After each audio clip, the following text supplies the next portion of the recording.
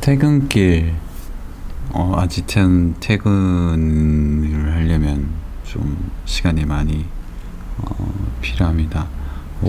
저녁에 선교 학교가 있고 또 제가 할 일이 남아서 근무 외 또 일을, 사실 근무 외라는 단어가 교육자에게는 크게 허용되지 않고 의미가 없는 거죠. 사역에 있어서 그런 것들은 크게, 어떻게 보면 요즘에 뭔가 명확한 시간과 출퇴근이 필요하고 또 어떤 구조적인 맥락에서 부교육자에 대한 어떤 처우가 좋아져야 된다, 이런 얘기는 진짜 맞는 얘기입니다. 당연한 거고, 누구보다 27년 동안 이 부교육자 생활을 한 저로서는 농촌교회에서, 소형교회에서, 소형 중형교회에서 메가처치는 사역해보지 않았지만, 어쨌든 이 부교육자가 가지고 있는 특성이, 고유한 영역들이 담임 목사님을 보호자하고 또 선하게 함께 동역하고 또 교회를 향한 어떤 좋은 마음을 통해서 선한 어떤 에너지를 나타내기 위해서는 기반이 어떤 건강해야 된다 생각은 많이 듭니다. 이제는 교육자의 수급에 문제가 많기 때문에 더 이상 부교육자가 넘쳐나고 수많은 어떤 인프라 속에서 교회가 흥황하고 어떤 차고 넘치는 시대는 지났죠, 이미. 이제는 선별할 수 없을 만큼 사람들이 부족한 것도 많고, 또한 별개의 문제로 오늘은 그렇다면 이 부교육자들조차도 정체성이 분명히 있는가, 자기 자신에 대한 정체성. 단순히 담임 목사 되기 전에 부교육자로서의 경험을 한다, 그런 거 말고, 부교육자 이런 단어도 사실 좀 그렇다 생각이 드는 게, 그냥 목사, 교육자, 물론 이제 부라는 의미가 정과 부, 그런 의미가 있을 수 있겠죠. 책임이나 어떤 기타 맡겨진 영역, 그리고 이양된 영역이라는 것을, 이제 목양의 주체는 어떤 담임 목사님이지만 그것이 다 할 수 없기 때문에 넘겨받은 어느 정도의 권한 안에서 그것을 하게 된다는 맥락이라면 이해가 되지만, 그 부라는 의미가 단순히 그냥 그 한정적인 자원과 능력과 영역의 한계라고 본다면 거기에 대해서는 크게 의심해 볼 만한 게 있는 게 뭐냐면, 자기가 맡은 부서에서 최선과 선한 열매를 맺지 않고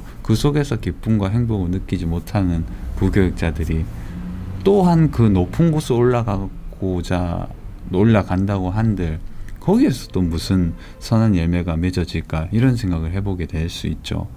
당연한 겁니다. 지금 있는 자리에서 교육자로서 충실히 살고 맡은 바 역할을 감당하면서 자기가 할 수 있는 영역에서 선한 열매를 맺고 또 온전히 하나님의 부르심 안에서 교육자로서의 정체성을 발견하면서 그 속에서 진실한 열매를 맺지 않는다면, 마땅히 그는 그 높은 곳으로 올라갈 수 없을 뿐만이 아니라 올라가는 게 저주일 수도 있겠죠. 왜냐하면 그 자리에 맞지 않는 사람이 그 자리에 간다면 그것은 복이 아니거든요. 우리가 유교의 공자의 논어를 봐도 알잖아요. 군자는 그것을 원하는 사람이 아니거든요. 그 사람이 자기의 됨됨이를 알고 되어져야 할 만한 그릇으로 자신을 만드는 사람이 군자라고 얘기하잖아요. 마찬가지 아닐까요? 교육자의 정체성이라는 것은 누가 시켜서 하거나 누군가의 의도 안에 갇히거나 시대 안에 갇히는 것도 아니라 생각합니다. 설령 시대가 그렇게 말해주고 그렇게 얘기한다 하더라도 스스로 교육자의 정체성은 스스로가 만들어야 된다, 이런 생각이 많이 드는 게, 왜냐하면 그 누구도 우리를 어떤 선하게 디펜스 해주거나 설명해주거나 온전하게 명칭으로서 말해줄 수 없기 때문입니다. 물론 헌법이나 장로의 교단에서 주어진, 또 성경에서 얘기하는 어떤 기본적인 아웃라인이 있겠지만 그것을 넘어서 자기 정체성이 분명한 교육자야말로 결국 건강하게 살아남게 되는 것이 아닐까 생각해 보게 되는 거죠. 눈은 뜨고 감고 이렇게 뜨고 감고 해보니 저는 27년을 이제 부교육자, 말 그대로 부교육자 생활을 하고 있습니다. 20살 때 농촌교회에서부터 시작해서 전주로, 구미로, 김천으로, 울산으로, 지금은 대구에 여러 지역을 오고 가면서 진짜 많이 느끼는 것은, 오늘은 반대편에서 부교육자가 무엇인가를 원하고 바라는 것도 당연하고, 교회와 함께하는 것도 당연하고, 어느 정도의 생태계를 만들어주는 것도 큰 역할을 노예적으로든 교회적으로든 어떤 법적으로든 가능한 것도 맞지만, 반대로 교육자조차도 자기 스스로 제대로 된 정체성을 가지고 교육자 생활을 하지 않으면 결국 아무 의미가 없다는 거죠.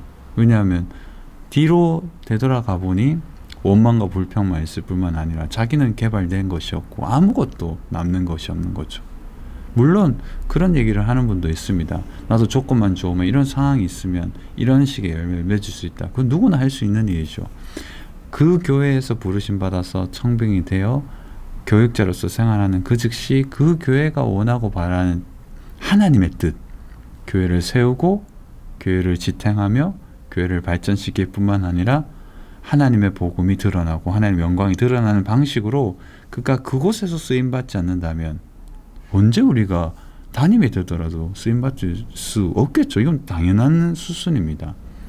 이것을 우리가 깨달을 때 그냥 그 자리에서 묵묵히 최선을 다하는, 누가 강압이나 프레스기로 눌러서가 아니라 진짜 나 스스로가 제대로 된 정체성을 가지고 누가 뭐라 해도 복음적인 사역을 감당하고, 교회가 필요를 위해서 나를 위해서 필요 때문에 나를 선택했다 할지라도, 설령 그것이 조금 거친 언어로 이용당한다는 느낌이 들더라도 하나님은 우리를 사용하시는 거죠.